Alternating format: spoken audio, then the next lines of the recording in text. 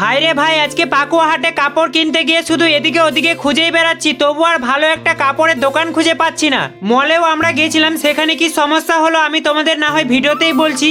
তো নমস্কার বন্ধুরা, আমার নাম হর্ষিদার। আজকে আমরা যাচ্ছি পাকুয়াতে কালী পূজা দেখার জামা কাপড় কিনতে। তার আগে একটু আমি জমিতে গেছিলাম, জমিতে কিছু জল ছিঁচার কাজ ছিল, সেগুলো করার পর আমার কেটিএমটা নিয়ে বের হয়ে গেলাম। যাচ্ছিলাম ধানবাড়ি দিয়ে স্কুল পাড়া, সেখান থেকে আরেকজন আসবে।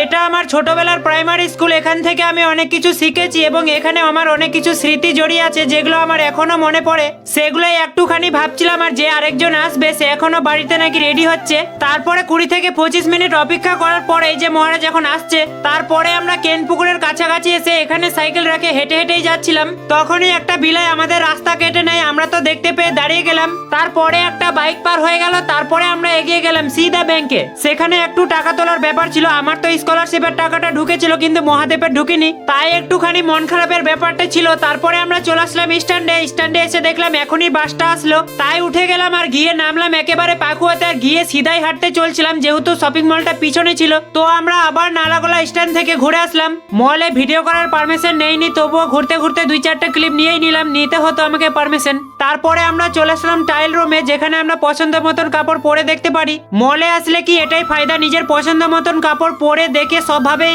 ট্রাই করে দেখতে পারি। পেনটা পরার পর আমাকে ভালোই লাগছিল, কিন্তু এর দাম ভালো লাগেনি আমাকে, তার জন্য খুলে রেখে দিলাম। এই জামাটা একটু পছন্দ লাগছিল, তাই ঘুরে ঘাড়ে দেখছিলাম। একবার দামটা চোখে পড়তে আমার মাথা ঘুরে গেল। এটার দাম ছিল 1900 টাকা। এটা জানার পর আমি বলতে চাই, কে আছেন রে, একটু দামটা কম করো, না হলে আমরা কিনতেই পাবো না। শুধু আসমো আর ব্র্যান্ডেড কাপড়ের ছবি তুলে এইভাবে কালকে সকালে স্টোরি দিয়ে দিবো। এন্ড শেষ পর্যন্ত অনেক ভাবনা চিন্তা করে এই কাপড়গুলো নিছিল। আর দাদার নামটা তো জানাই হয়নি, কিভাবে আমি তোমাদের বলবো। আজকে আমাদের ভিডিওটা এই পর্যন্তই। ভালো লাগলে লাইক শেয়ার ফলো করে দিও। আর আমাদের আসতে 7:30 বেজে গেছিল। টাটা।